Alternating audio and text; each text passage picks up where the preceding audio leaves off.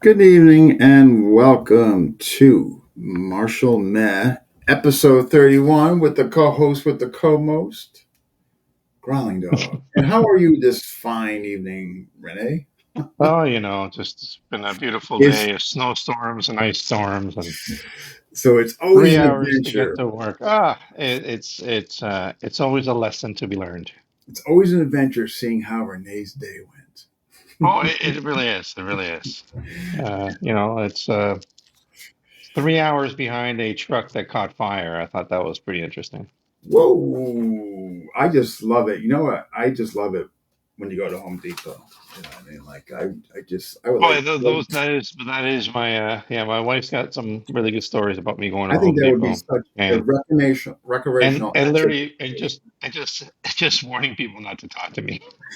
Like I would actually like follow 10 feet behind you, and I would try to start something or do whatever, and just film. And I would just walk around, just filming you. It doesn't take much. I even like I literally I put on my headphones now and just blast music so I don't hear them when people are talking to me. I just It's probably for for the betterhood of society. You know, I am doing humanity a service by I removing myself I could not agree from the more. conversation. Well, tonight we have this guy. I think he's a doctor of some sorts, Doctor Rich Meagher. I don't know, but at any rate, crossbreed. I don't know if that's a genetic experimental thing or if it's actually a martial art thing, but I figure we give the guy, benefit of the doubt, bring him on. Cool. But the good and only Dr. Rich Mager. So we're gonna be bringing him up. I got some questions, and this should be fun, entertaining. We got some folks watching. Folks, if you're watching, smash that like button. Tell us where you're watching from, and we're bringing up the good doctor right now. Three. Here we go. Voila. What's up, fellas? I'm just So noticing that my backdrop's starting to look a bit more like Dean's because I broke the curtains earlier today, I'm and sure that was accidental. it was the dog actually. Like Oh, okay. Olive, the 12-week old puppy decide that she's going to go on a tear. And yeah, it was fantastic. First Ooh, question: what kind of puppy? Boston Terrier. this is Nice. yes. We stuck. Yes, actually, if she is around and you want to do a quick show and tell. Well, I temporarily had to put her in the crate because she Oh, I was got like you. I got you. she Okay. uh, she was just going through a little bit of training. But before the show's over, I'll bring her And down. she'll make her grand appearance. I just did the Yes. same thing before I came on. I put my daughter in the crate, so she Off should to be the good to go. side. Uh, please don't call DCF on me. That was a joke. Who's knocking at the It's door? all right. Listen, like last week, or the last time we had the show, it was like they're like my 7 and 9-year-old were running all over the place, like ask me questions, like. So I was like, I'll tell you what, I'll let you guys play with the iPad for a half an hour. Just, just And all because of a we have sudden, it's silence. zero screen time allowed during the week. So I was like, mommy's working, so how about if we do half an hour of the iPad? Hey, you guys just give me a breather. That's all I ask. Whatever you gotta do. Oh man, we got Amok brother here, Angelo. Hey, Amok, Angelo. Hope you're doing well. Um, So, Dean, you actually mentioned the Crossbreed Combat Club. I would love to explain where that name came from because it actually came from my vet, my dog's vet. oh, I wasn't too far off with that genetics. See that genetic splicing. We Yeah. got some of that going on in some of the inner cities. When you see those zombies walking around, you. Um, okay, before we get to that, well, just be pre-crossbreed, just all for the folks watching. Your general martial arts background up to status quo. Yeah, 1994 Ninja Turtles were awesome. They're still awesome. Maybe not the new like K-pop looking Ninja Turtles, but the original Ninja Turtles, very cool. Um, Wanted to do martial arts. Tiger Schulman's karate was super popular. They had all their commercials and stuff. We went and checked him out. My parents were like, "No, he's going to quit this in like 2 weeks.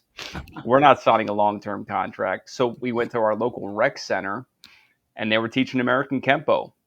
Um, Jokes on my parents. I didn't quit in 2 weeks. We're going on 31, See almost that? 32 years. Um, I was just too dumb enough to quit. That's a Steve Cooper line. And black belt's just a white belt, too dumb to quit. Too dumb to quit. Yeah, I mean, Kempo kind of had a big influence, a big stronghold here on the East Coast back at that time, the Mid Atlantic area in Philly. Joe Palonzo and those guys weren't far, so we were doing. The Tracy Kempo schools had a big influence. So it was really Tracy Kempo. I switched to Parker later. So Parker Kempo, American Kempo, Tracy and Parker through 90s up through the early 2000s. Then I started to get exposed to some other stuff, some Okinawan lineages. The big three had a lot of influence at that time. Dillman, Wally J, and Remy Presas. Our Kempo teacher didn't like anything being taught that wasn't Kempo. Okay. But he was his full-time job was a nurse, so he a lot of times with his shifts would have the other instructors kind of step in. And funny enough, his two right-hand guys were students of Remy. So because they didn't want us tattletaling on them, they just called it advanced Kempo, and they were teaching us modern Arnis, which I didn't know at the time. I didn't know that till years later. Remy. Yeah. You should be doing a shot right now, Renee. I don't know what's going on. Yeah, I guess. Yeah. Remy. Yeah. That'll be my last well, hopefully my last. It's just funny. It just Well, no. sounded Hey, listen. You show. said Remy. I think. Like maybe 4 times in the last little bit. In the same time span, I think Tim Horton would have said Remy probably about 200 or 300 times already. We were on the show. So we said, this would be a great drinking game unless Tim Hartman's talk about Yeah. Remy, because then it's like Remy. 5 minutes in, you're sloshed. Yeah. Yeah, it would be like in a coma, alcohol poisoning. So I had a little bit of Arnie's background, which again was very, very fundamental. I ended up going, learning a few other styles around my high school years. I said some Okinawan Ryukyu Kempo influence, a little bit of small circle jiu-jitsu, nothing crazy in depth, but a good understanding that I built on later. When I was about to move to Pittsburgh, one of my Kempo students went to the Philippines. He was a Filipino student, and he came back and was like, "Hey, I want to show you what I learned." And I'm like, "I like sticks. Let's try it out." And he was showing me this system he had learned from Kakui Kanete's grandson, and I was like, I don't know. There's a million systems in the Philippines. At the time, I didn't know what I didn't know. So I learned some Doce Pares from him. About 4 months later, I moved to Pittsburgh for college, and the local Kempo school was doing Parker Kempo along with Kakui Doce Pares. Their lineage was through Zach Whitson, who some people might know that name. He was one of Bill McGrath's top Pakiti guys, but he was also a Doce Pares practitioner. And that's when I realized, oh, this little system in the Philippines is actually kind of a big deal. So I kept learning Kakui Doce Pares. I got to meet Kakui on several occasions in Pittsburgh and New Jersey.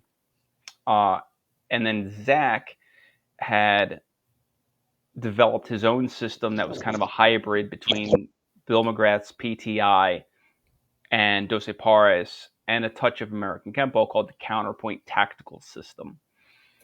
That was really my big immersion in the Filipino martial arts. And he also taught, Josh Ryer was the head instructor in the school in Pittsburgh. He still is Zach's kind of right-hand guy. They also taught Doce Pares as a standalone curriculum. Okay. So big immersion in Doce Pares. PTI influence through the Counterpoint Tactical System. At the time, on my summers back from college, I was training in New Jersey with a guy named Luele Liedo. Lou Liedo of the Amora Arcanis Systematic Mm. Protection Brochial lineage from his father-in-law, Delphin Bernate. Crazy cool information, but I couldn't keep up with it because I was only back for the summers. So I kept training in that stuff through college. I got exposed to Shane Lear out in Ohio, another Dillman offshoot guy. But the difficult thing with George Dillman's guys is there was no middle ground. You had the guys that fought and knew how to apply things, and the guys that couldn't fight their way out of a wet paper bag. And Shane was on the fighter side, which is why I gravitated toward him. He had a jiu-jitsu background. He still teaches different jiu-jitsu systems. So I was going out to Ohio to see him. I got immersed in some of that. When I moved back to Philly to pursue a graduate degree, my doctorate, I got in touch with Lou Lieto, and I really dove into his system. That's when we went to the Philippines in 2019. And I was, again, throughout this whole time in grad school, I was dabbling in BJJ. I started BJJ in high school, took time off, did more BJJ, took time off. So I was kind of playing around. I used to go through what I would call my martial horror phase, where I would just train in anything and everything, and then I would pare it down to the stuff that really mattered. And then I'd go through another martial horror phase and then pare it down. That was kind of my fluctuation for about probably 10 years. And Lou Lieto was a huge influence for me when we went to the Philippines, and he really started to tell me where I should take all my training. That was kind of a turning point for me. And Lou's thing was it needs to be functional.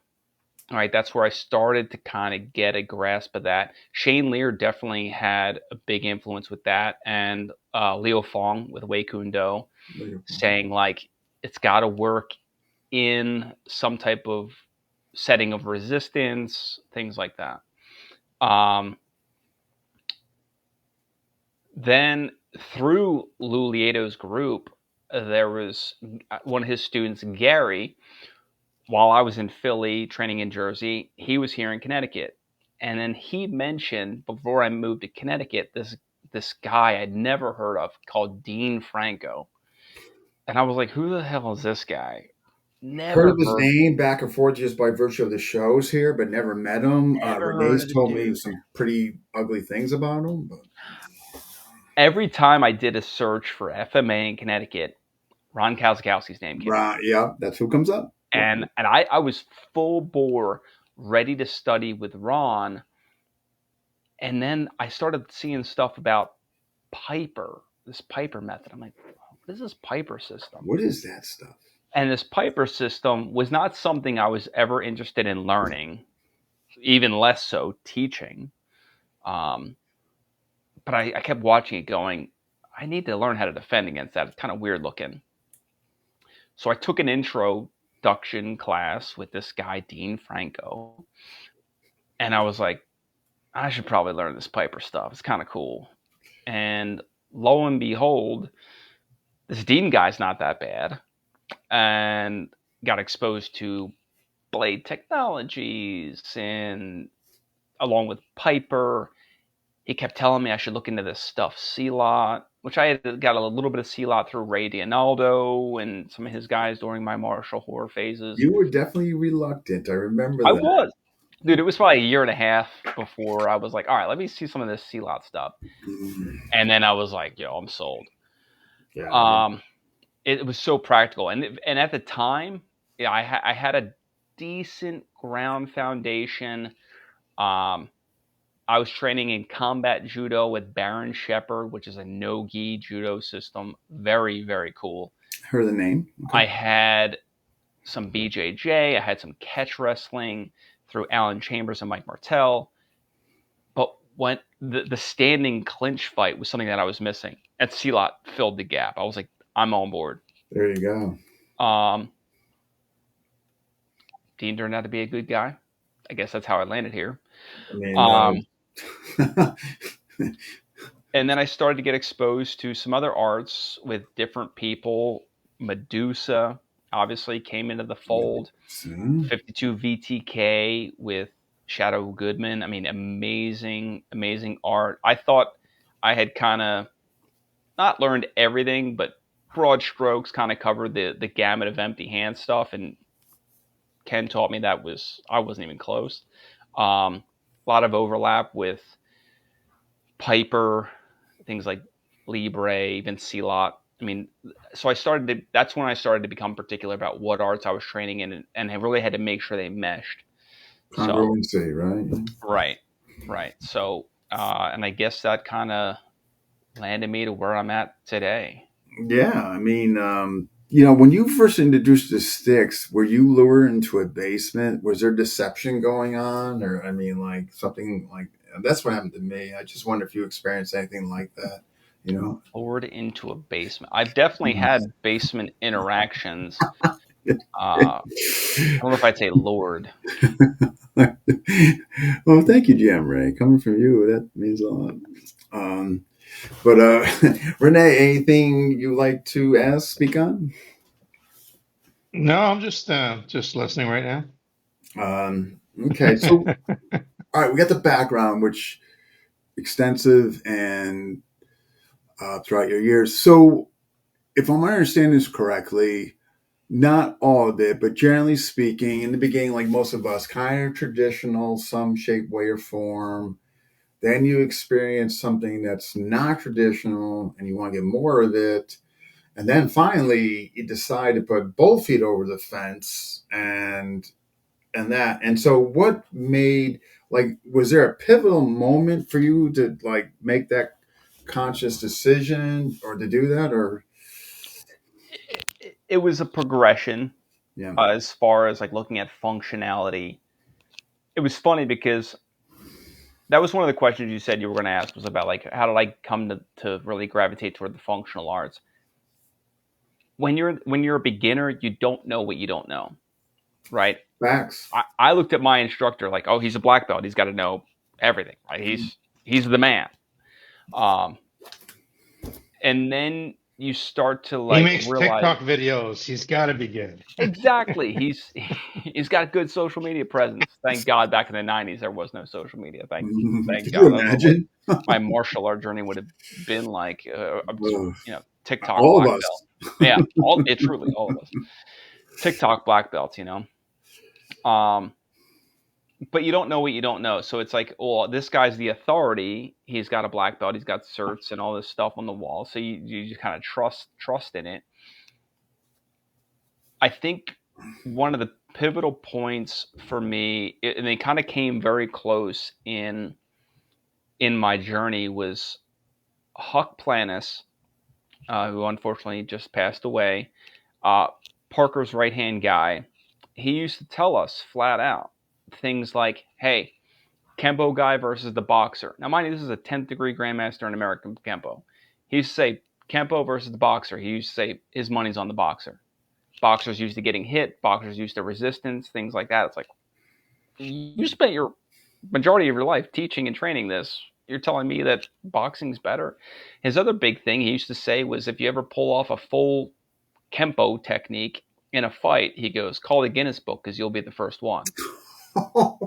Oh my God. At This is least a being dude, kind of transparent and honest. Wow. dude, and he was an amazing teacher. He was absolutely phenomenal because he was a realist. I'm not saying that there isn't value in certain arts like that, but it needs to be put in a context. It needs to be based in some resistance. If you watch American Kempo guys spar, it looks like kickboxing. You don't see Kempo techniques coming out. Yeah, that's Around the same And how time, often? How often? Sorry to interrupt, but I'm going to yeah, do it a lot. So, how often do you see those guys actually spar? Like when you go to box, you go to a boxing gym. Even if someone's holding mitts, it's pretty aggressive. Like yeah, you're trying to clock that person, and you're sparring a lot. I know when I was boxing, I was sparring at least twice a week, easy. yeah, And if I wasn't sparring in class, I'd find someone who would want to spar with me. yeah, Um, so again, like I trust me, I saw this in the JKD world quite a bit too. Is like a lot of the stuff is really cool, but application, especially with someone who actually puts it, puts the paper to the test, they tend to do quite well. My school got taken over when I was just before I got my black belt, and it was taken over by Hmm. kind of a McDojo branch, and we used to spar twice a week, pretty hard. I mean, we were bangers back in the day. We had the headgear, but the face was all open. And the head instructor came in and he said to my dad, "What happens if they get punched in the face?" And my dad said, "They get punched in the face." Like basically, they learned the block, right? Mm. We sparred way more than the other guys in the area, and it was a rec center, man. It was tile floor. It was not pretty. But you know what? We went to tournaments and stuff. We did well because we sparred all the time. It didn't look like Kempo. It looked like whatever we needed to do at the time. Sparring is invaluable, right? I mean, that's how you figure out what works. Granted, But within a wasn't that the way we all perceived martial arts back in the day? It's like I'm going to go to this place and I'm going to fight, or I'm training to fight. I'm not going there to socialize. Like I've said this a million times. When I used to go to the places that I trained at, I used to sit in my car on my bike and I'd have to psych myself up to go inside because I was actually scared to go inside because I knew it was going to happen. I was going to get the shit kicked out of me. yeah, And and going back to what you were saying before with like the old school training before TikTok or whatever, excuse me, the people who were it was hard to get an apprenticeship before, like to become an apprentice instructor or anything else. So the people who became famous were these apprentices, like Vunak. yeah, He became famous. Burton Richardson, besides the Dog Brothers and everything, all the other accolades he's had, he's one of Dan's guys as well. Like these are all people that you sought out because you're like, oh shit, that guy is part of the teachers association, or he's one of the teachers that came out of that. Uh, Now, when you go and train anywhere, or for the most part, most places, it's part of their sales pitch. yeah. It's like, yeah, you can be an instructor in 6 to 8 weeks. Or hey, I got a weekend course this weekend if you want to be one of our associates. So People start the it's like training group after their first lesson. I think that's one of the main differences I find from yesterday and today, where it's like everybody's got a YouTube channel and talking about how badass they are, but they get into these bitch fests online about how they don't like somebody, or I'm being mistreated and all this other crap. It's just like, the fuck is this? Yeah. Sorry, I just had to go on a little rant there. Anyways, No, continue. it makes total sense. I mean, like back then, like I said, my school had gotten taken over by a branch of a very prominent McDojo like collective at the time. And when they walked in, they were like, okay, you need to put like twice as much sparring gear on. You need to have the face protected. You need shin gear, all the stuff we didn't have. They changed the belt rank requirements, and it was like a basically 2.5 to 3 year to get black belt. I was already 5.5 years in, still didn't have my black belt. I mean, and they really wanted to just dumb everything down. And looking back in hindsight, I'll admit, like the belt rank correlated with your knowledge of the system. But when we were sparring, none of it came out. It was just who's the better fighter. Like nowadays, I'm like I hate wearing my belt. I rarely wear it. I think I've worn it once in the last year and a half. You wear it with a Chinese top or Japanese pants? Or... It's got to be the red Filipino Sikaran pants and a Chinese top with a Japanese belt. That's the only way to do it right. Which is funny because when Dean was at my place, I said, "Hey, you don't have to put on your belt if you don't want to, but God damn it, put on some pants." He asked for my belt to be worn. I've been asking Dean to put pants on. He asked Yeah. for my belt to be worn, so I don't want it. With pants on, please. Get pants on. Sparring in the American notion is I think. Oh, you want? I can pull it back up. unnecessary. I'm a little curious about that comment. Actually, I'd like to learn more. Um, and one of the things you're going to hear me talk a lot about today is context. Context is everything. No, no context and methodology. No. No context, no methodology, no technology, no culture. It's all irrelevant. Um, but yeah, I think that there is a lot of value in pressure testing your material, and that's one of the things that really connected me with Dean was when I started learning Piper, and I was dabbling with Lloyd at the time too, but Piper, it was like, okay, how can we use this to can we use it to spar? And then Blade Technologies came in, pure resistance training. How do we defend against the knife? How do we make sure it works for different body types, things like that? And we worked a lot of it. See, it's funny you say that because when I look at Piper, for me, it's an ambush art. It's Right. uh, it's just kill the person and get on with your day, right? That's kind of the thing. So when I hear about, and again, just giving my opinion here, when it comes to when I hear about sparring and Piper, it's where I kind of like I kind of lose, uh, I don't see it. For me, it's like, yeah, there's aspects of you can do as far as the ambush when you're fighting, but as far as two Piper guys doing a duel type thing, then is it still Piper? I completely agree, my man. I think, and this is something I emphasize with my students is, and we do a drill where we line two guys two guys up facing each other, and we do basically a wall. So may have 5 or 6 guys in a row all facing each other, and the person walks down the middle. Their job is to ambush somebody. Now, obviously, the guys know it's coming, so it's not a perfect drill, but their job is to try to defend the ambush. It's very difficult. We use very close quarters.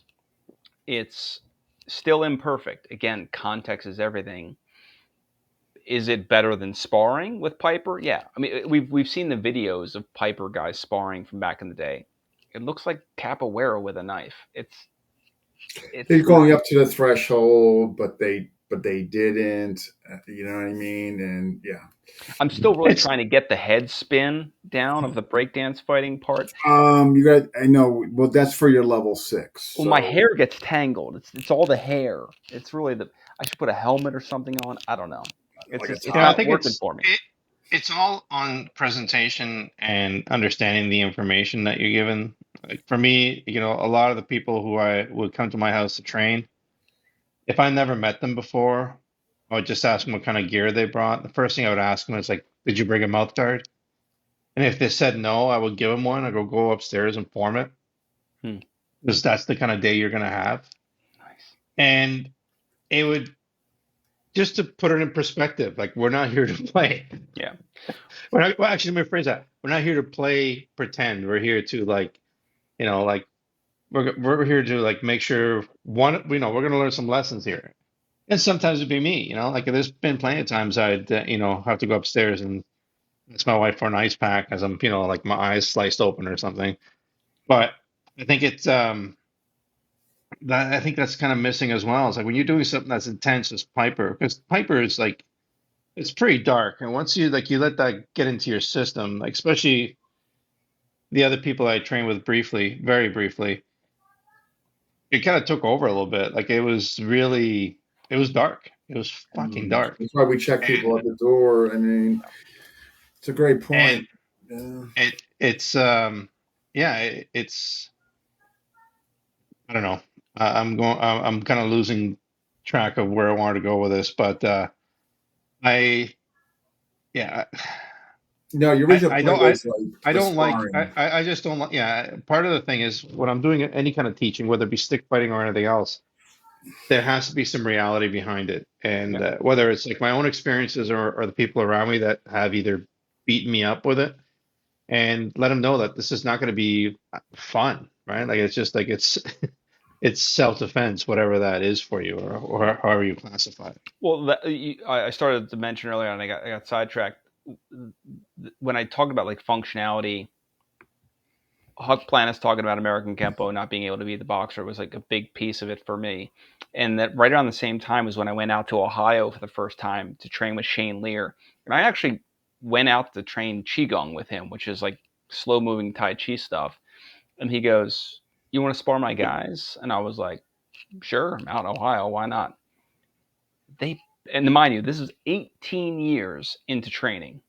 They beat the balls off me. All of them.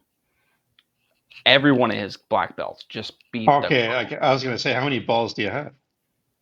three. Three. I lost one that day. I'm down to two. But I, Sorry, that works. and the funny part was, at the end of the day, Shane, put his hand on my shoulder. He goes, "You got a good base." And I went, "Base? I've been training for 18 years. I got a good base? What are you talking about?" And that's when I knew I wanted to train with those guys because they were. I kind of reached a certain threshold with the guys in my area, and then those guys. Ohio, by the way, they do not a lot of things well, but football, wrestling, and fighting, they do insanely well because there's nothing else going on out there. And I'm talking Wrestling and the Western football. Ohio. Yeah, yeah. So I mean, they were really talented guys.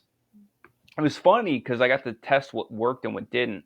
My trapping at the time, and I'll give credit to Josh Ryer and Zach Whitson, my trapping was really good. Outside of that, beat the crap out of me.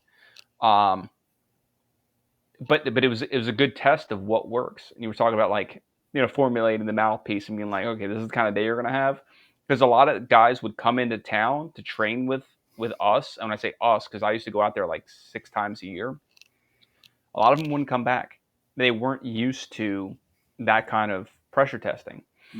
That was when I kind of turned the corner, and then when Gary introduced me to Dean, it was like, all right, we're gonna keep this going. We're gonna keep pressure testing everything. Now it's hard to pressure test an ambush system like Piper. Right? What kind of context are you training in? Does it make sense? Well, 50. the person of information, it makes it tough. So you have to Right. get creative, turn your back. I mean, like you said, not a perfect spectrum or or metric, but Well, so we would talk about training fakes.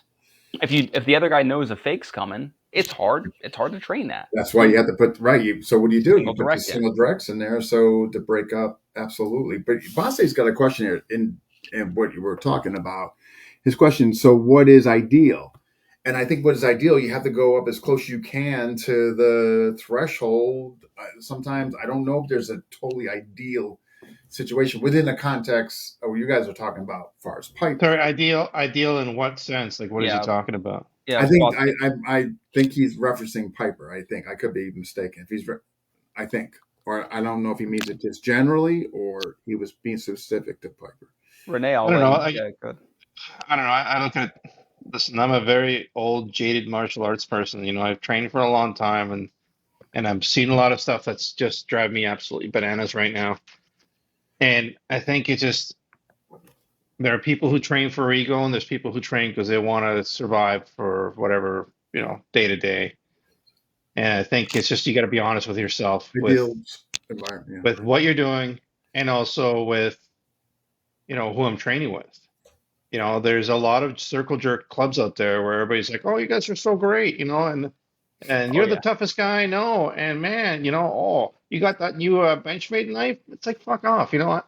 Like, I ran into, people who stab people with screwdrivers. You know what I mean? Like that to me was like a reality, which part of my youth, which I'm not gonna sit here and go, back in the day, I was such a tough guy. I was just in really bad situations, and it changed the way I think about training.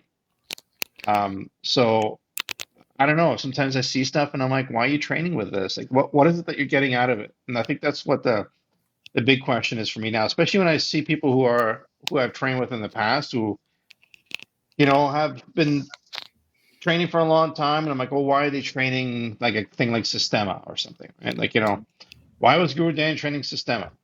It was a question which popped in my head because to me, when I see the fat dude who's doing the dance and the swords flying off, I don't get it. Yeah. Maybe I'm wrong. Maybe there's some system out there, a guy listening right now who's got my IP address, and I'm going to see him at 4 o'clock in the morning.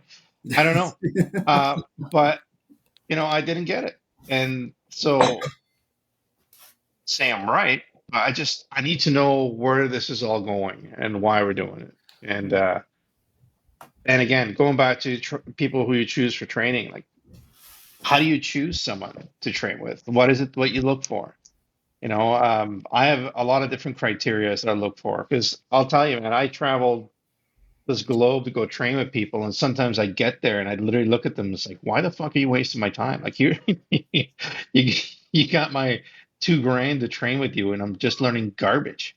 Yeah, Because been all there. of a sudden everybody loves you, and then I've gone to places within my hometown, and the guy's a monster, and he won't take money from me because for whatever reason he thinks I'm funny or whatever it was, right? And you know, anyways, I'll leave it at that because I could go on and on and on. One of the big influences that I think also really had an impact on me was there was a guy named Dave Pantano, uh, just outside of Philly, who his school was in Which is Philly. an He was amazing name already to begin with. Dave Just like, Dave Pantano. Yeah. yeah, it just sounds like that's like a guy you give a matchbook to. It's like it's like a movie name, It's like, Yeah, here you Yeah, go. yeah. The address is on the back. it's like the card from like American Psycho, where you start like shaking when you read it. No, Dave, I actually had reached out to. We had connected a few times at Kempo seminars over the years. He was one of the few guys I saw making American Kempo functional, and I ended up teaching for him for almost 5 years while I was in grad school. But he had a Kempo and a Krav Maga school, and the Krav Maga, there's good and bad Krav out there. I have seen some good Krav. I have seen some garbage Krav. One of the cool things that Dave did was he was constantly thinking about how to mix up the drills in different contexts. He was doing like dizzy bat style stuff where he would spin somebody around and then you just attack them, or he would turn the lights out and ambush somebody. I mean, talk about like different context. And he made sure people could function. We were doing stuff in the parking lot, outside, in the cars, carjack defense. I mean, stuff that I had never considered in my martial art journey. I'm like, we're not on the mat anymore. Oh my god! Like this is allowed. We're outside in the parking lot. I mean, he really was able to think about how to make it real world applicable, and that's why I think sparring's not everything.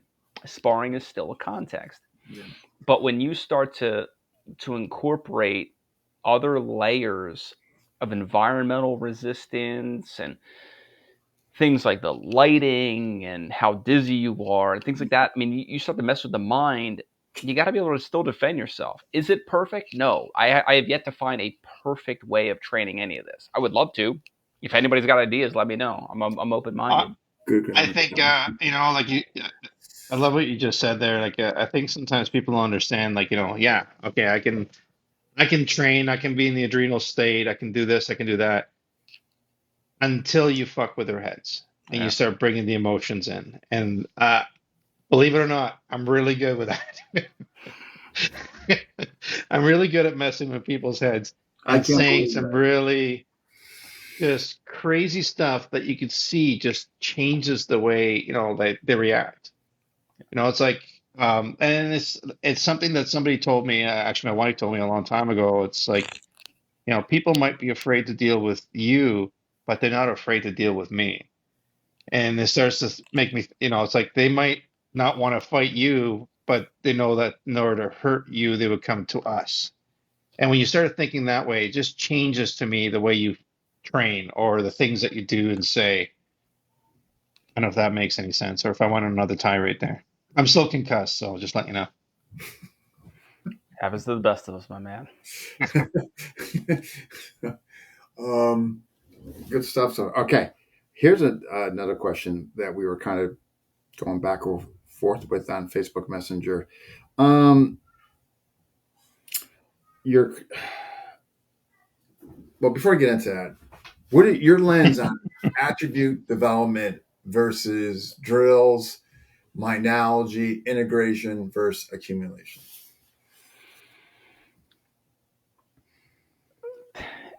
any word that comes out of my mouth is just going to echo the great Grandmaster Grand Poobah Dean Franco on that one. I'm sorry. It's just I'm not trying to fluff you here, man, but I mean you were the guy that introduced me to attribute development. Um, Well, Ray, we Shane, got a king here. Ray, in my opinion, GM Ray Floro, man. oh, GM Ray's on a different level, no doubt.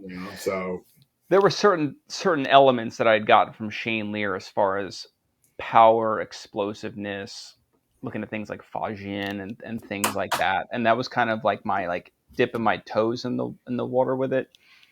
And then when you had talked about things like recovery, controlling center, non-tell, Nate Hill of Blood and Bones Tactical was actually the first one to talk to me about non-tell. And again, Marshall Horphase, Radianaldo offshoot. Nate's an incredible, largely unknown martial artist. He needs to get a lot more credit. But Nate had talked about non-tell, the common tells, and how to basically prevent them for that non-tell element. Controlling center, recovery. I got all that from you, Dean. I mean, that credit where credit's due.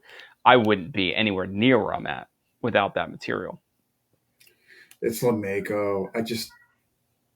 I look at the LeMaco guys, and that's where the credit goes to. I look at those guys, and they're just different. And I say this with 100% full conviction, and that they're different because whatever Edgar put them through or whatever. But when I look at Dave, I look at Steve Brody, I look at guys that had influence, of course, GM Ray Floro. Different cats, man. Different cats. Yeah, I mean, I'll never forget my first sparring session with Brandon Ricketts. So I did some KI with Brandon, and obviously you helped me with that journey. And then I'm still doing DeCampo. It was my first sparring session with Brandon where I was sparring like a Paquiti guy, and crossing center, big wide strikes, and No recovery whatsoever. yeah, no disrespect to Bikini. It's Yeah, I got you. a good system for what it is. I now see why the PTI curriculum got boiled down to Tri-V, but they're still crossing center. There's no recovery. You were in the room. Brandon wrecked me. I mean, Brandon is an incredible martial artist. He never really talked much about recovery and things like that, but he was doing it. He was doing it the whole time. Controlling center, very economical in his movement. Yeah, but right? who were the two twins? Who were the thick of Steves? GM Ricketts, BJ Edgar, right? Yeah. So So I got a heavy dose of that. That was really an eye opener for me, and that's why I went deeper into KI. Then I started doing DeCampo more so because I was interested to see what GM Paulo Paglang was doing. There's some stuff there that really interests me, but you and I had a long conversation a week and a half ago about, all right, I've got these pieces. I got KI, I've got DeCampo, and Dose Paris from Kakoi's lineage. How do I put these together?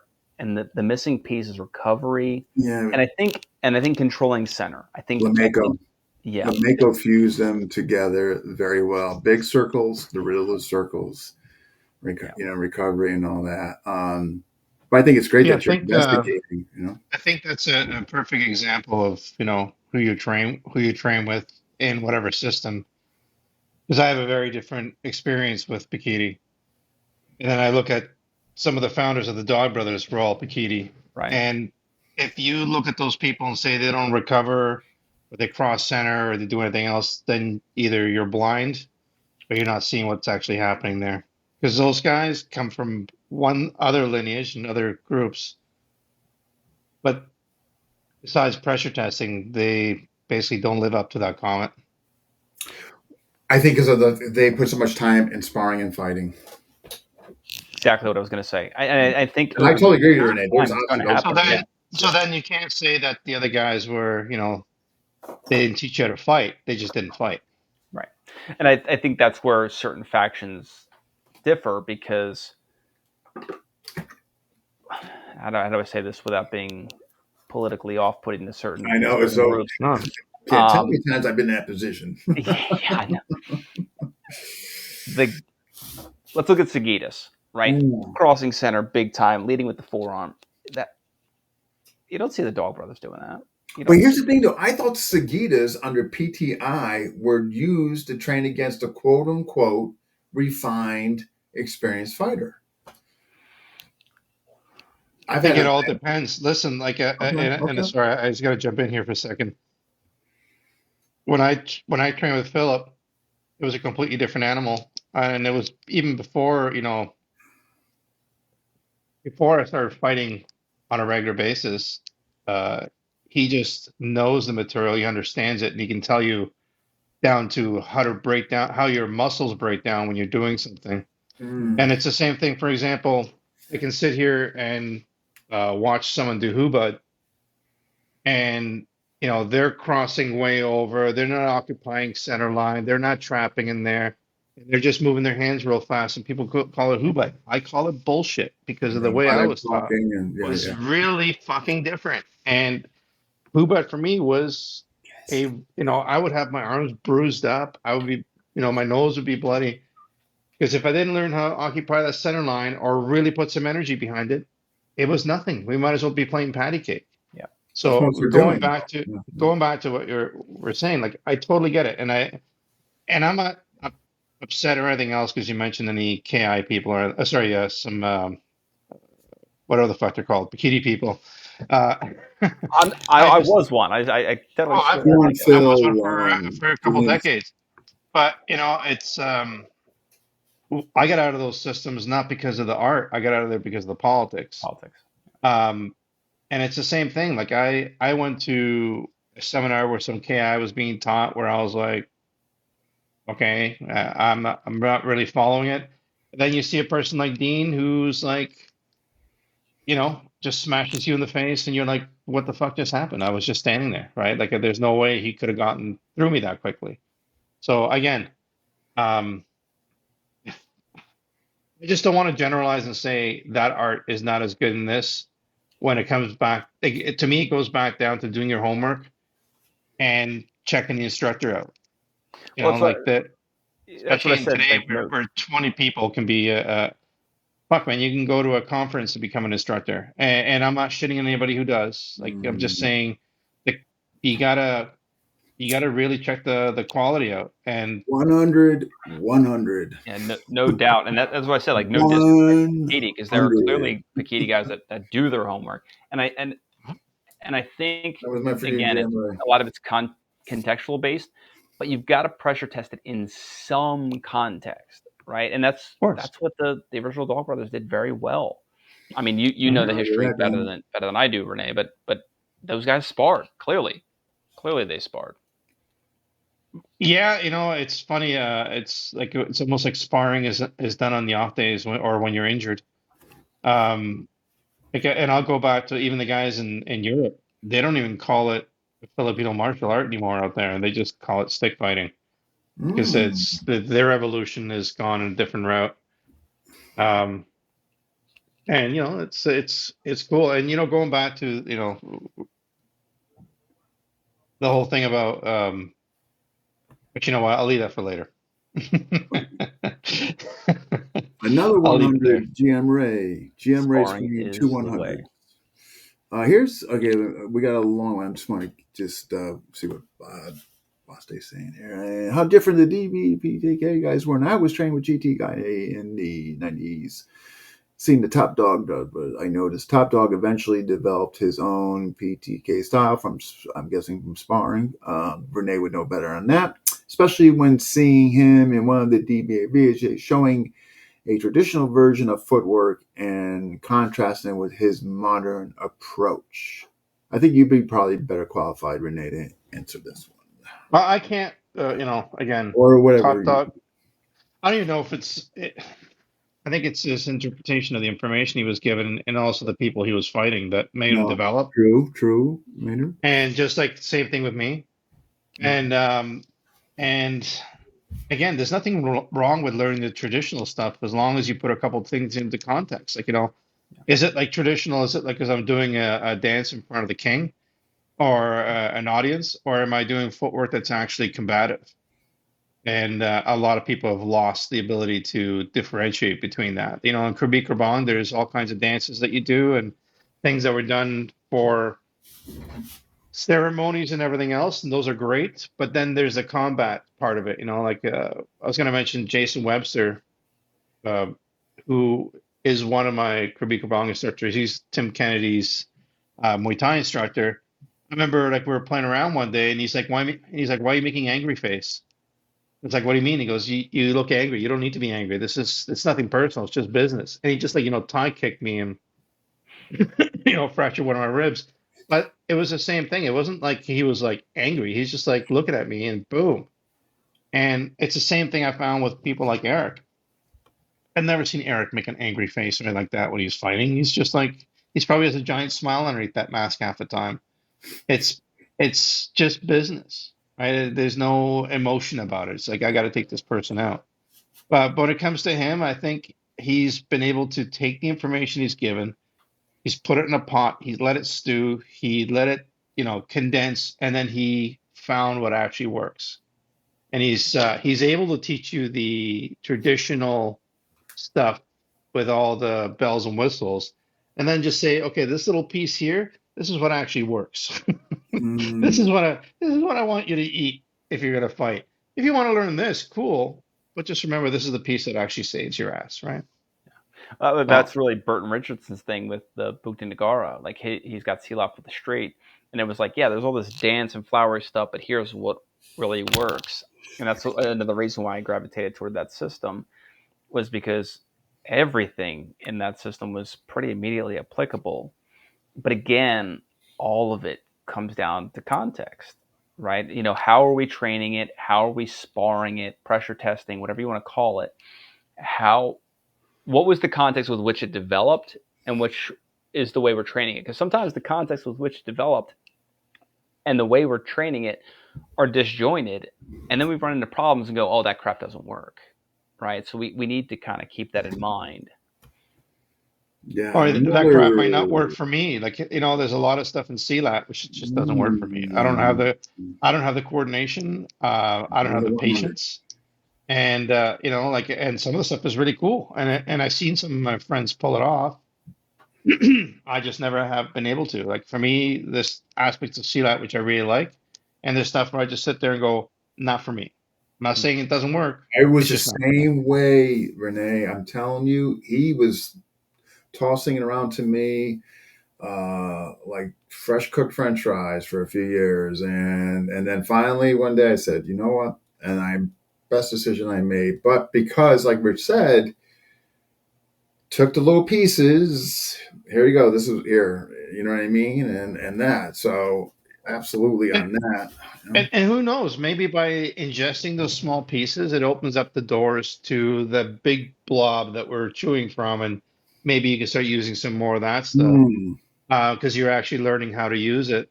I started stick fighting before I actually knew a lot of the different Kali systems, and it made it easier for me to understand it Oh, because I looked at it from like, because your lens was narrow. oh yeah, I was getting the shit kicked out of me, and I was like, this sucks.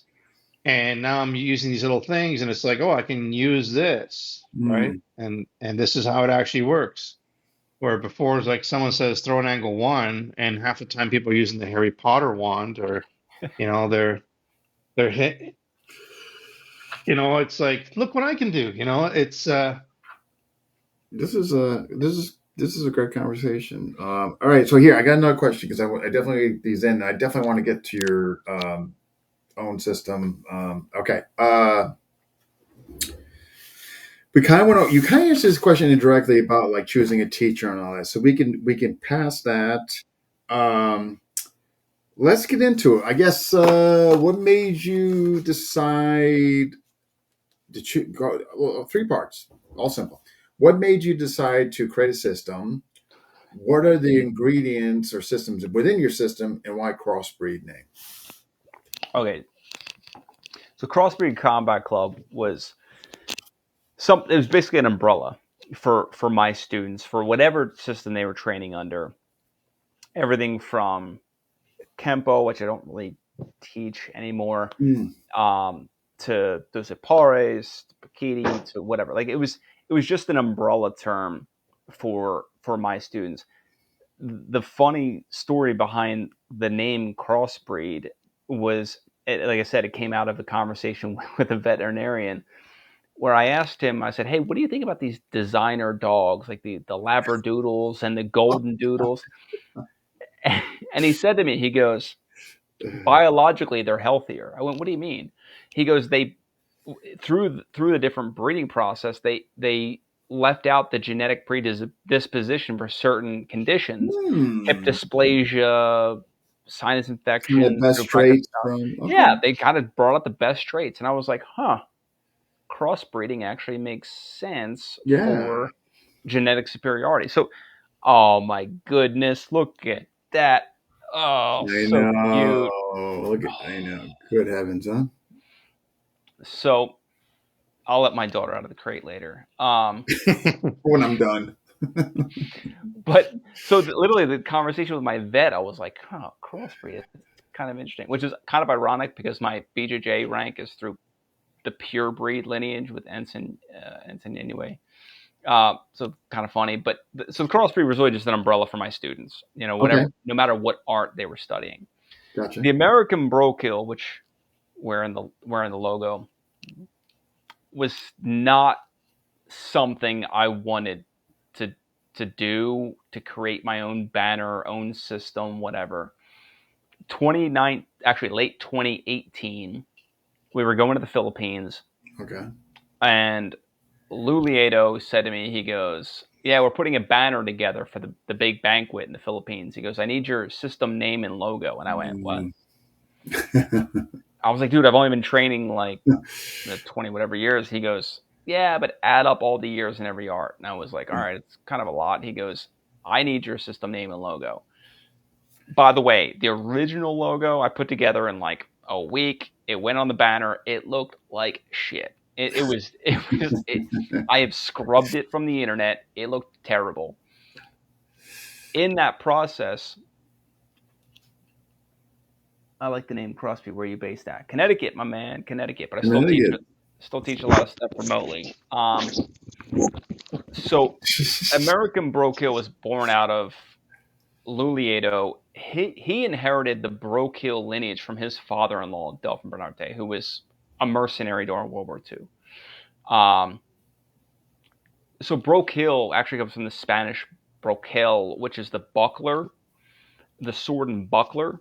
So that Oh, okay. term actually in certain small villages in the Philippines was used interchangeably with arnis and eskrima. It's kind of like Interesting. Okay. it's Okay. kind of like the lesser known brother of those.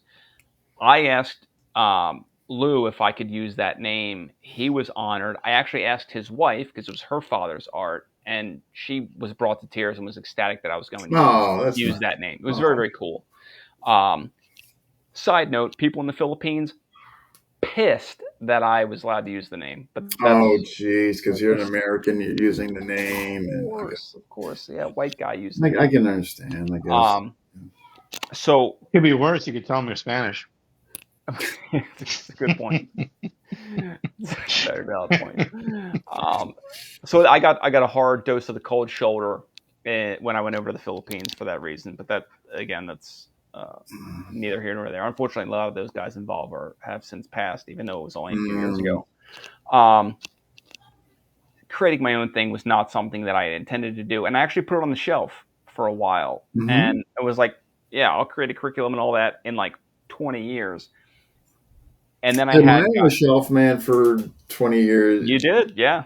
Yeah. That was my plan. Like just have the name, have the cert signed, and kind of table it. Mm. And then I had guys in Ohio and Indiana that were like, "Hey, we kind of fired our niece instructor, and we want you to teach us." And I was like, "Oh, here it is." Oh, okay. Something. Okay, good. Nice, nice. So it wasn't something I had intended to do. Redid the logo, much better, much cleaner.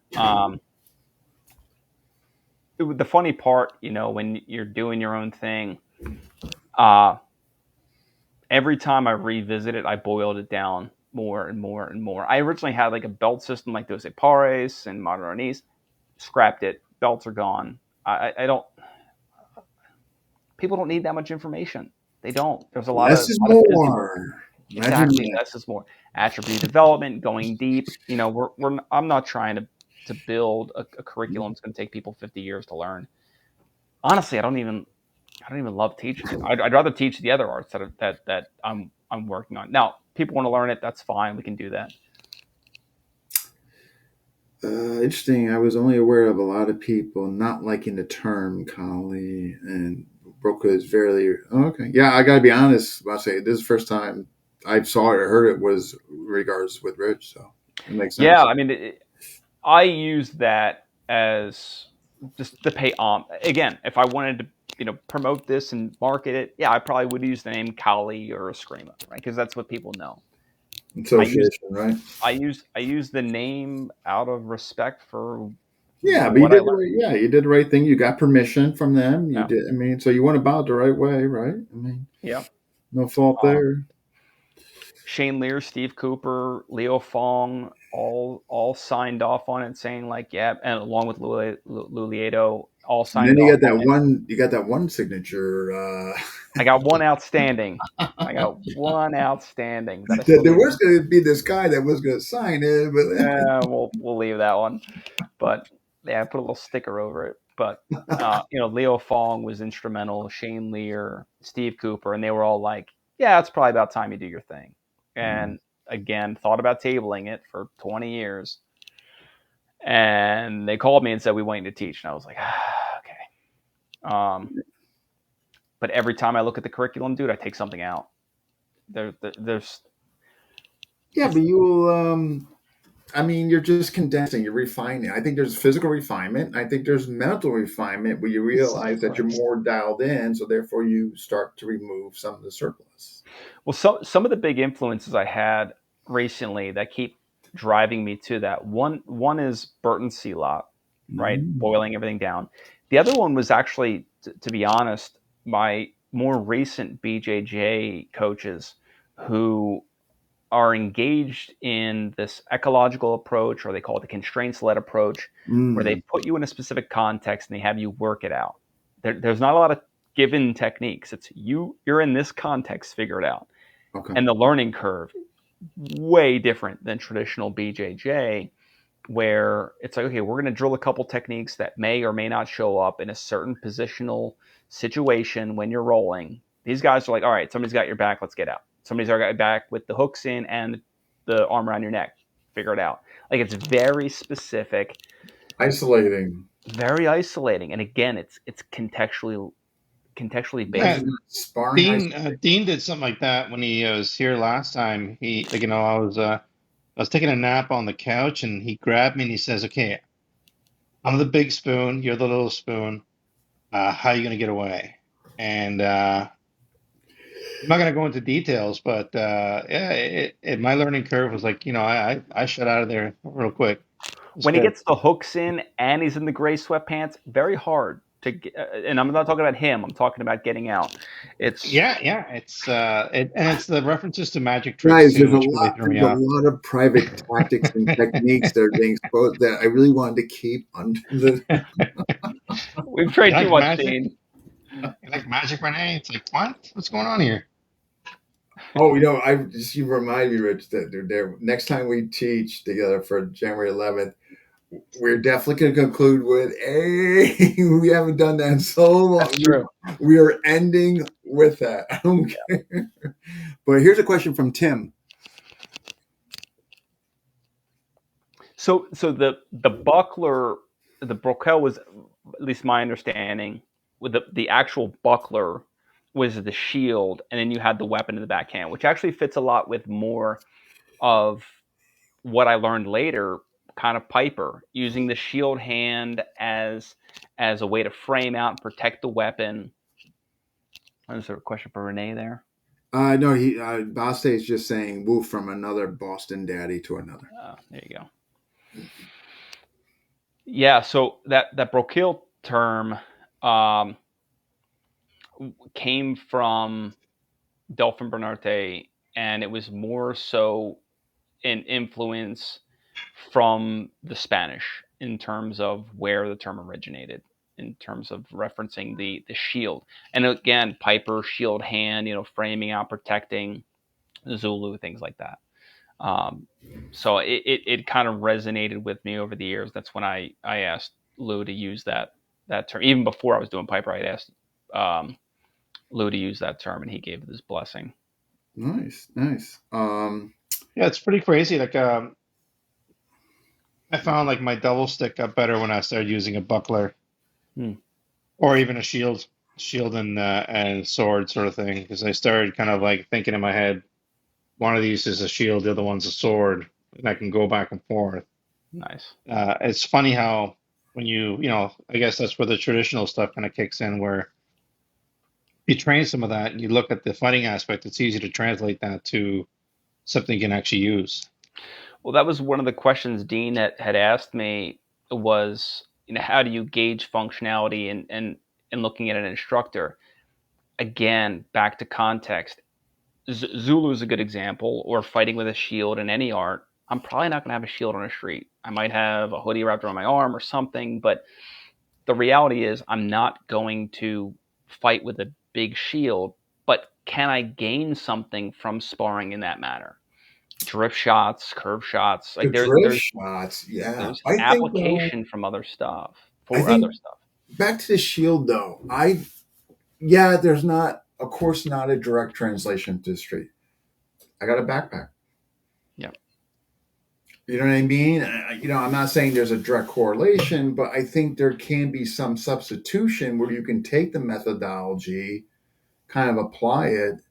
You know what I mean? I think anyhow. Um, I think most arts, if you look at the context of where they came from, it gives you a better picture. Like, let's say somebody, for example, I'll use two examples. One is the Auburn Shuffle. I learned from Ken, Shadow Goodman, 52 BTK. The Auburn Shuffle is one of the most ridiculous looking things you'll ever see. You ever seen the movie Happy Feet, where he just keeps shuffling? That's mm, what the Auburn Shuffle looks like. It looks ridiculous. But when you put it in the context of the smallest cells in New York City, gotcha. or New York State rather, and they used to put shampoo just inside their cell, you had to do the shuffle so you didn't slip and Oh, so fall, obviously you didn't slip. I and gotcha. you had to come in undercover. Gotcha. So there's context there. Is there something we can learn from that translates to outside? Yes. That's what I mean. Like sometimes you just like back to the shield. Maybe it's a backpack. Maybe it's whatever you're carrying with you. I mean, again, not maybe a direct 100% correlation or translation, but yeah, I think so anyway. You know what I And mean? again, context is everything. BJJ is my other big example. Yeah. I have a love-hate relationship with BJJ You because have a who? love-hate relationship with I do Brazilian. too, man. Because Yeah. when I do it, my knees feel like I just got back from Vietnam. But I do appreciate the extensive value of it. I just wish my body would hold up better on. For me, BJJ is perfect for MMA. One-on-one, no weapons involved, right? I'm not saying there's other techniques that won't work in a different context. Mm. Here, if you want to really understand my example, go watch Team Fighting Championships, which was 5-on-5 in a cage in Latvia. Okay. Okay. I'm good friends, still good. I was talking to him today. Ryan Walls was the heavyweight for Team USA. 5-on-5 in a cage, the Brazilians did not do well. Why? Because as soon Mm. as somebody got eliminated, it was 5-on-4. And actually, the first time they did Team Fighting Championships, head kicking on the ground was legal. So they're trying to put somebody in a Oh triangle. yeah, Their well they buddy can comes head up and kicked soccer kicks in. him in the head. It's a Yeah. different game, man. So yes, we need to respect every art from which the context it developed. We Hmm. need to respect every art with the intention with which it was developed. But we need to think about, can I apply it for my own needs, whether it's All Yeah. of self defense or even if people want to go do sport thing, that's fine. But you got to think about how and where you're applying it. Chair. There we go. Chairs. Right. Absolutely, Jim. Um. I Yeah, see, this guy. I took BJJ and Okay. I've started on and off over the last God knows many years. But one of the things I really liked is I used to go to Montreal and do private lessons with Fabio Hollanda, and all I wanted to learn was how to get back up. Nice. And this is when I was still bouncing, right? It's like I Great hit the skill set, ground. though, right there. How do I get back up? How Yeah. do I get back from this situation? That's a, And there's some of the grappling stuff that I got into as well. I'll say one thing: if you want to get into shape fast, go to a BJJ class a couple times a week. Oh yeah. I actually, after couple years off and on of dabbling with BJJ, I pursued a 10th Planet school because Eddie Bravo had developed 10th Planet for MMA, so it had at least a little bit of understanding of where you're vulnerable to strikes, how to control the opponent, things like that. And I went and trained for a few months, and then I was doing privates with the instructor, and he flat out told me, he goes, I won't mention his name, but he goes, if you want self-defense, this isn't it. And I just kind of shut down, like, he's kind of right. That doesn't mean we should be training ground. We need to train ground. And I love that approach, Renee, of get back to your feet. Because if get there's a back to your local damn attacker, feet, man. yeah, Burton advocates, get to your feet. that's why I like Burton's BJ because, like, yeah, and also the inclusivity of the weapons. But great to That's hear why you mentioned somebody, Tommy wants to know who'd you learn under? there is no, at least to my knowledge, Tommy, there is not an ensign black belt on the East Coast. Mike Martell out of Kingston, Ontario, Canada, was actually the guy who promoted me. Pure breed lineage under ensign. Yeah, Grizzly Jim, you got it. Yeah, Grizzly, huh? Mike's down. He was here just 2 months ago, 3 months ago, down Which training here. He was at my house. We trained a bit.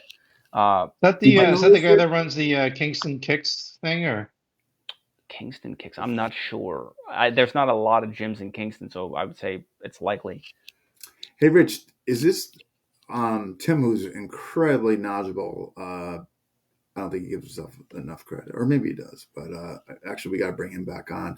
He's saying wooden swords are also called. My understanding, and I'm definitely not the expert on this. Mhm. The term spelled differently was like Broquuel, which was Spanish for the buckler.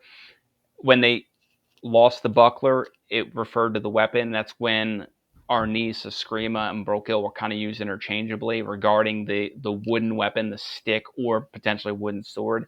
Again, not the expert on that history, but that's my vague understanding. Yeah, no worries. Yep. The gentleman I mentioned, Tim Rivera, extensive research on Spanish influence. I mean, and the Philippines as well, and all that. Incredibly knowledgeable. What okay, oh, downloads. I mean, like your opinion on downloads. I mean, Well, first off, I get all of the downloads. I'm in 90% of the downloads, so I'm getting the download. you're getting the download, and do you advocate, even though if they're right there, to get the download or being? I think if students are there, yeah, they can get the download as a reference. My pet peeve, and this is Nick Merch and I talk about it this all the time. I know. How many guys are not training actively? And they're like, yeah, I'm going to sign up. I'm going to get the download for that seminar. And it's like, Mm-hmm. Are you even working the material? Are you training with an instructor? Are you trying to apply this stuff? A lot of times the answer is no. I have to be there, and the reason being is I don't even watch my own interviews. Maybe it's attention deficit disorder. I couldn't tell you, but it's hard for me to just sit there and just like watch. You know what I mean? Yeah. I'd much rather be there live. Obviously live, but as well as the others, I'm sure would too. I think. I mean, I'm assuming that, but Are you talking about watching your own videos or or what? No, well, teach? that too. I, I've yet to watch any of my own interviews. she's out of the crate. Oh, there you go. Although She's out of the crate. She came in. Oh, scissors. Yeah, great. Grab the scissors. Oh my She god. goes to the blade, nearest blade. I've taught her well. Jeez. All right, No, guys, so Renee was like, if you mommy. had the option Go to of mommy. attending the seminar on Zoom live and being there and watching it live, or you get the subsequent download, you know. Yeah. I can't watch I subsequent downloads. I tried that whole Zoom thing, teaching on Zoom, and it Mm. lasted about 45 minutes before I was like, yeah, we're done. It's like, guys, I can see you. Like, I can actually see you. Like, put your cup of coffee down. There's no substitute for in-person training. I mean, Supplementary at best, supplementary. complimentary. Well, that was one of the big things that worked out for me Well, with Brandon Ricketts was Yeah, I was able to learn the movements, the patterns, the material good from him. question. But then the reality was, had I not had you, Dean, to work the material with, or somebody up here, I don't know, my KI wouldn't be that good. I mean, not that I'm great, but it wouldn't be half of what it is if I didn't have an actual training partner. What about that KI system? What's going on with that system? Huh? Overrated. That's for Tim Dot. Yeah, over. Kidding. We got if GM Ray's here. GM Ray's a great one. Just kidding, GM Ray. Just Yeah.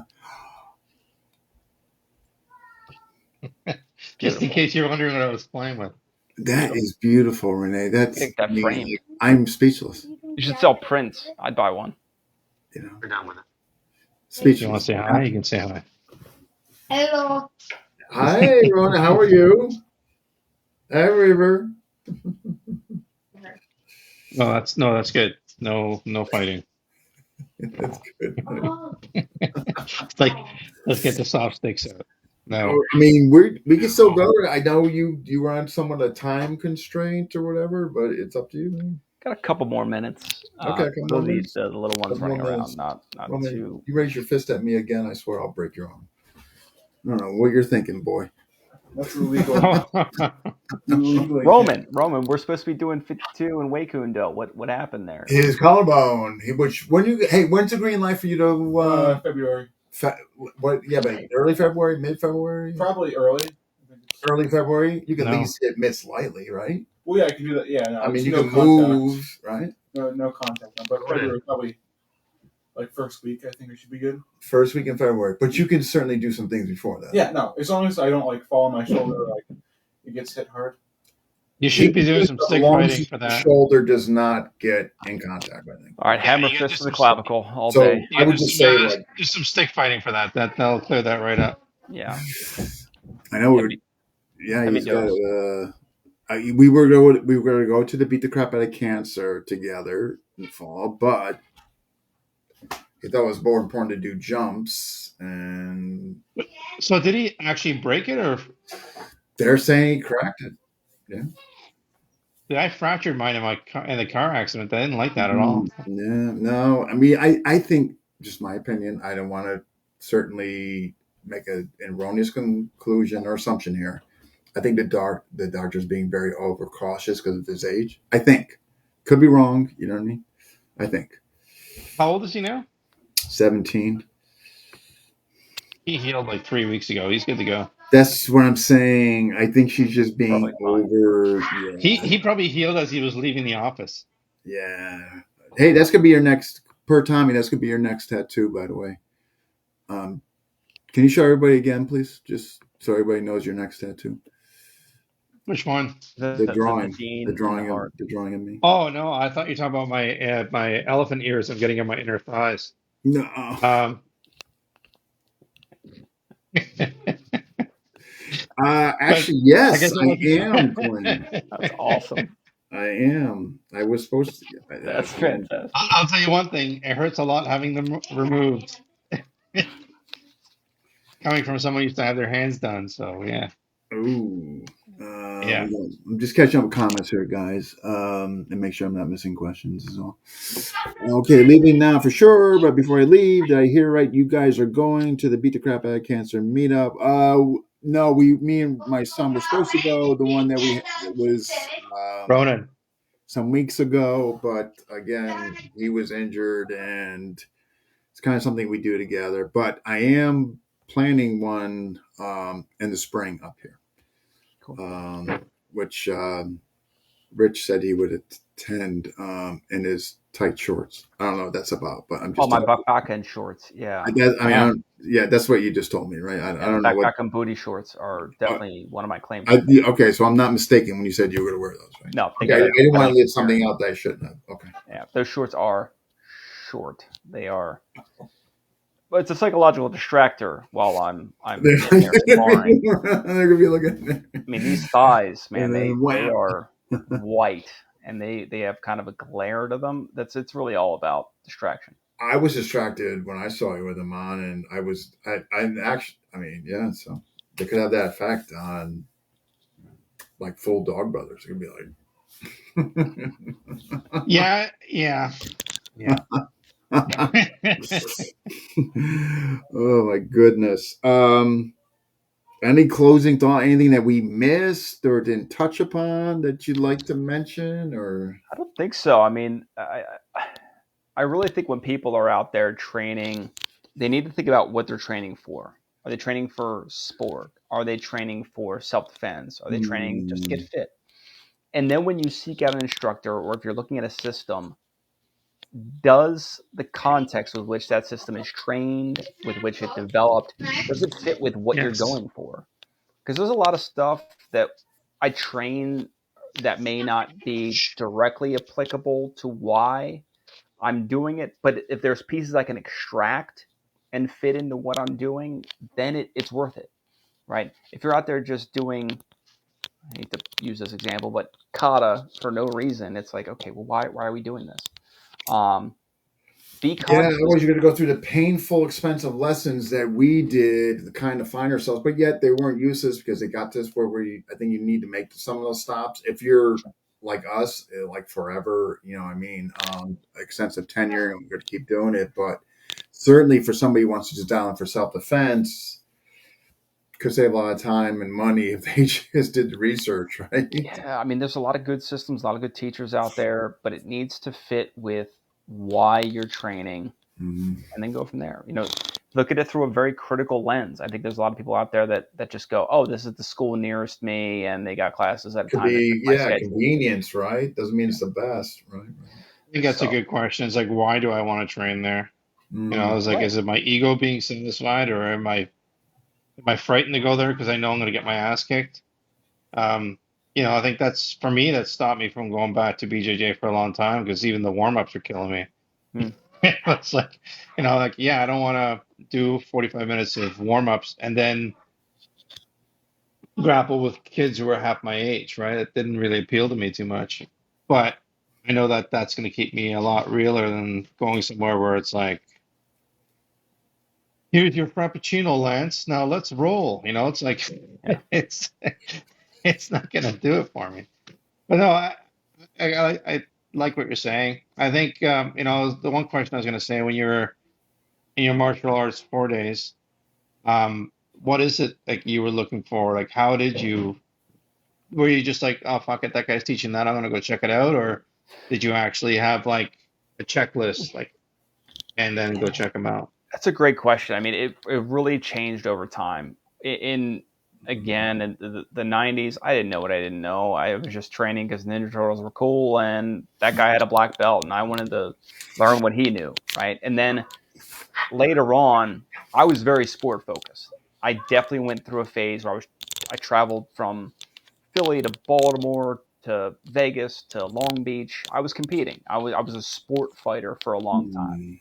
and I was okay at it, but it was again a sport context. Sports context went out the window when I started to think about, oh man, like real self defense. And honestly, what got me thinking about real self defense? Fights. I got in fights outside of school, later outside the bars in college, and it was like, wow, like a lot of the sports stuff doesn't translate as well. So you got to think. That's when I started to think about, okay, I need to think about real applicability, especially if I want to start a family and defend them. And obviously, here I am. Mm. Um, so it's not uncommon for people to change the why. Why are they training over the course of time, especially 20, 30 years? But whatever you're doing at the time needs to fit that why. For me now, at this point, it's got to be self-defense. No. Well answered. It's funny. I got a chance to train. Train. Let's just say there was some alcohol involved one time, and me and this person I used to work with, who was like, he was like one of Canada's like top Taekwondo guys, and all of a sudden one thing leads to another, and there's some gloves on, and we're like moving around, and this dude came in with like the cleanest shot, struck me, and then stood up because in his mind he got that point. Mm. And the second he stood up, I was like, "Thank you." And he and I eventually started training. Like I loved his entries; it was fantastic. He was just like very little tails. He was just going in, hitting and getting back out, or standing up. In his case, but it was some really cool stuff there. But again, I had to modify what I saw to kind of the whole cook down, take the little piece out sort of thing. I did Um, that once, but I was on the receiving end. I hit a guy thinking I got the point, and he hit me with a jab right back in the nose, and I went, "Oh, the judge didn't say to stop." So, yeah, What do you hard do? lesson, hard lessons. Yeah, Oh, it's funny when your brain has a perception of something is going to happen when you do a certain move. I've said this story before. It's like I used to like, especially with the old mask, if you between the ear and the jaw is basically there's nothing there. Yeah. And I remember teeing off on somebody, and I literally just dropped my arms down, waiting for the person to fall over, and then they proceeded to beat the tar out of me. And all I kept thinking was how idiotic I was for doing that. And also, like it was a good lesson. There's some good beatings there. Sometimes beating is the best lesson. I mean, that's how we get better. Sparring, pressure That's what my testing. parents thought. And look how we turned out. We're fine. oh my Arguably, God. arguably. So we could shameless plug. Me and Rich will be co-teaching January 11th. level 3 WPM and that system you mentioned, Blade Blade Tech, Technologies. whatever the Yeah. heck that is. The ground and somebody grabs and stabs you. Yeah. So Fun stuff. it'll be fun to yeah. So closing thoughts for you, us, the audience. Yeah, just keep in mind why you're training, and does the training you're doing align with it? Align with the purpose? You're philosophical and what you want. Yeah. Right. Yeah. Outside of that, guys, if I mean, I'm already setting up seminars for 2026. If people want to reach out to set something up, or if they want to train with me, hit me up on Facebook. And any of the systems under Crossbreed Combat Club, whether it's American Bro Kill or Blade Technologies, Western Piper, Wei Kun Do, 52 VTK, any of those, let me know. Happy to teach. Well, I thank you for coming on. I know it was short notice, but I appreciate it. Cool. You enjoyed it. Great chopping it up with both you guys. Yeah, absolutely. As usual, this will be downloaded. Renee, you got to sell prints of that sketch. I would definitely buy Which one. one? I got a whole bunch here. Oh man. Let's see This one's good though. I like this one. That was pretty good. One. Yeah. That's what somebody asked for the tattoo. You got to see some of the pictures I've made of Dean with AI are pretty good too. Oh, I've seen a few. Yeah. Oh. The best is when I'm interviewing somebody and through Messenger he sends like these. That's the best because it's not distracting at all. You know what I mean? Well, thank you guys. I appreciate you having me on. Anytime, thank you, and obviously we'll be in touch. Yeah, it's a good discussion. Maybe I'll hop on a little while from now, and we can keep it going. Yeah, no. Well, I'll find something to talk to you about. Yeah. Cool. Thank you, fellas. All right, you take care. So you're keeping me out of this conversation. That's great. Thanks. I already said I wanted the print. I want a copy of that. We got to make that. Oh, don't worry. There'll be prints of some shirts and stuff coming up soon. Awesome. I would rock that shirt. I would. Oh, hell yeah. All right, guys. Thank you. Take care. All right. Thank you. See you. Bye. Well, that was a Well, good one. It was good talk. Sounds good. I'm trying doodling instead of eating candy. Oh, just so you're not throwing out so many grams of sugar down you. I got you. Yeah. Yeah, yes, and no distractions in my house whatsoever. Yes. No. So that was a good one. I can't. I gotta see who we're bringing on. Well, did Natasha get back to us? I know she's in Cuba right now. That's what Man, I that's get like told. that's a whole other ball of wax question. Like training in Cuba, Yeah. she's going to bite you, and then I will laugh. That is a whole nother. Yeah. Um, Like I didn't know that the Canadian fighters are still going to Cuba to train, so that's actually pretty cool. yeah. Hopefully we'll hear back for it. If not, I can definitely secure somebody else for next Mhm. Wednesday. No problem. Cool. Yeah, it'd be Yeah. great. You know, I was actually thinking with all the people that we're doing and doing with all the people that we're speaking to, it'd be cool if one day maybe we'll have a Marshall Meh training camp or something, or a weekend seminar. We get everybody together. How fun would that be, man? Like, you know what I mean? Like because we definitely have a lot of walks of life. You know what I mean? Yeah, we'll sit in a circle and share our our Dane stories first.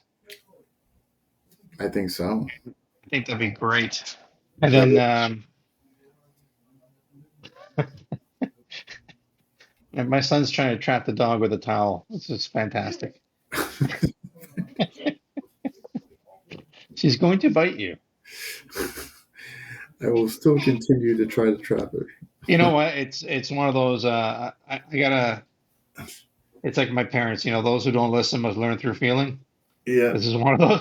This is the teachable moment. This is the teachable moment. Maybe I will get some candy. Maybe on second thought, maybe I will be stop the dueling. Awesome. All right. Well, then I'll be in touch. All right, cool. Thanks, All right. everybody. Enjoy. All right, folks. That wraps up 31. FMA discussion very soon. A couple of modern East guys that have not been on, but definitely have significant history and role in modern East. And matter of fact, I just got messages from now, so I just need to coordinate a date. But as always, I'll be posting FMA discussion pinned, and you guys will see the times and dates. As for next Wednesday, I have to find somebody, but I'll find somebody. So he gets off and yeah, it was John. It was a good talk. Anytime, David. Thank you for jumping in as always. And last but not least, oh my goodness. All right, guys. Thank you for watching, and I will see you next time.